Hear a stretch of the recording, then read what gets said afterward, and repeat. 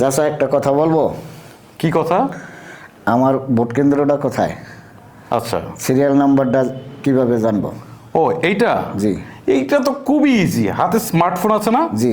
Smartphone থাকলে খুব easily smartphone দিয়ে জানা যাবে। ইভেন আপনার বাসা থেকে আপনার ভোট কেন্দ্রটা কতটা দূরে সেটা একদম গুগল লোকেশনের সাহায্যে ট্রেস করতে পারবেন এবং সেটা ধরে আপনি ভোট কেন্দ্রে চলে যেতে পারবেন। আমি আপনাকে প্রসেসটা দেখাচ্ছি, পাশাপাশি ভিউয়ার্স আপনাদেরকেও দেখাচ্ছি যে কিভাবে আপনারা আপনাদের হাতে থাকা স্মার্টফোন দিয়ে আপনার ভোটার কেন্দ্র, আপনার সিরিয়াল নাম্বার বা ভোটার তালিকা বের করবেন। চলুন তাহলে শুরু করা যাক।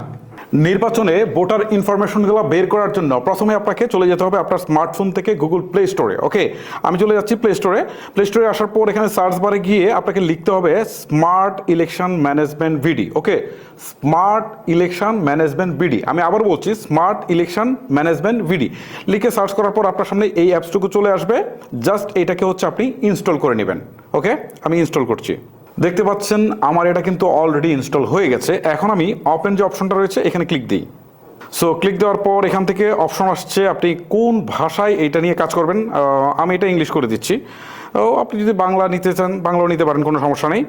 এখন এখান থেকে দেখেন 13তম পার্লামেন্ট ইলেকশন আসছে। ঠিক আছে, আপনার যে নির্বাচনটাকে কেন্দ্র করে আপনি এই ভোটার লিস্টটা চাচ্ছেন সেটা আপনি সিলেক্ট করবেন। যেহেতু এই মুহূর্তে আমাদের সামনে এইটাই রয়েছে, সো এইটাই এখান থেকে দেখাচ্ছে। ওকে, সো আপনি এখান থেকে হচ্ছে যে ন্যাশনাল পার্লামেন্ট ইলেকশন এখানে ক্লিক দেবেন। ক্লিক দেওয়ার পর এখান থেকে আপনি একটা জিনিস দেখেন, ঢাকার আসন দেখাচ্ছে, তারপরে হচ্ছে এখান থেকে চট্টগ্রাম বা এবার বিভাগগুলো এখান থেকে দেখাচ্ছে। আমরা এটা পরে দেখি।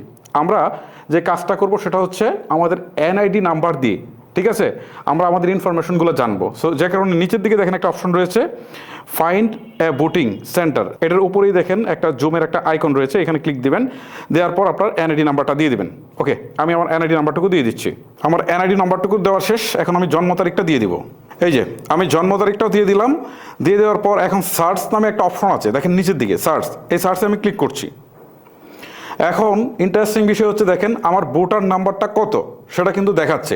ওকে, এইটার জন্য আগে আমাদের সিরিয়ালে দৌড়ে অনেকক্ষণ দাঁড়িয়ে থাকতে হতো, কিচ্ছু লাগবে না ভাই। তারপর হচ্ছে ভোটার সিরিয়াল নাম্বারটা দেখাচ্ছে। ওকে, এই যে দেখেন আমারটা দেখাচ্ছে। তারপরে আমার সেন্টারটা কোথায় সেটা একদম বাংলায় দেখাচ্ছে, মজার বিষয়। ঠিক আছে, অ্যাড্রেসটা দেখাচ্ছে এবং ডেস্টিনেশনটা গুগল ম্যাপসের সাহায্যে দেখাচ্ছে। এখানে যদি আমি ক্লিক দিই, ওকে, তাহলে একদম আমি এই মুহূর্তে যে জায়গায় অবস্থান করছি সেখান থেকে সেন্টারে যেতে যে ডিরেকশনটা সেটা সরাসরি তারা দেখাবে। ওকে, এই হচ্ছে মূলত বিষয়। আমি যদি একটু ডিরেকশনে ক্লিক দিই, দেখেন কি দেখায়, গুগল ম্যাপসে নিয়ে গিয়ে একদম সরাসরি দেখাবে। ঠিক আছে, এই দেখেন এইখান থেকে দেখাচ্ছে একদম সরাসরি। ইন্টারেস্টিং না? সো এইটার জন্য কিন্তু আপনাদের দীর্ঘ সময় পর্যন্ত লাইনে দাঁড়াতে হতো, বাট এখন আপনারা এটা কিন্তু এখানে বসেই দেখতে পাচ্ছেন। আচ্ছা, এখন দুইটা জিনিসই জানলেন, একটা হচ্ছে সিরিয়াল নাম্বারটা জানলেন, ভোটার আইডিটা জানলেন এবং সেন্টারটা জানলেন যে আপনার কোন স্কুলে বা কোন প্রতিষ্ঠানে পড়েছে। এখন ভোটার তালিকার কথা জানতে চাচ্ছিলেন না, নির্বাচন কমিশন ভোটার তালিকা একদম ওইভাবে দেয় নাই। ওই তালিকাগুলো বেসিক্যালি নির্বাচন কমিশন প্রত্যেকটা ওয়ার্ডে ওয়ার্ডে পাঠাচ্ছে। ঠিক আছে, বাট এইভাবে তারা হচ্ছে অনলাইনে এটা সচল করে নাই।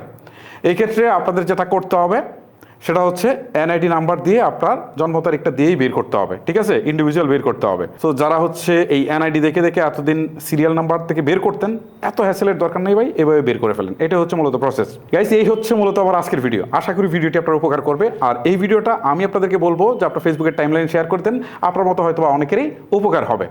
আজকের মতো আমি হিমেল বিদায় নিচ্ছি। দেখা হচ্ছে নতুন কোনো ভিডিওতে। আল্লাহ হাফেজ।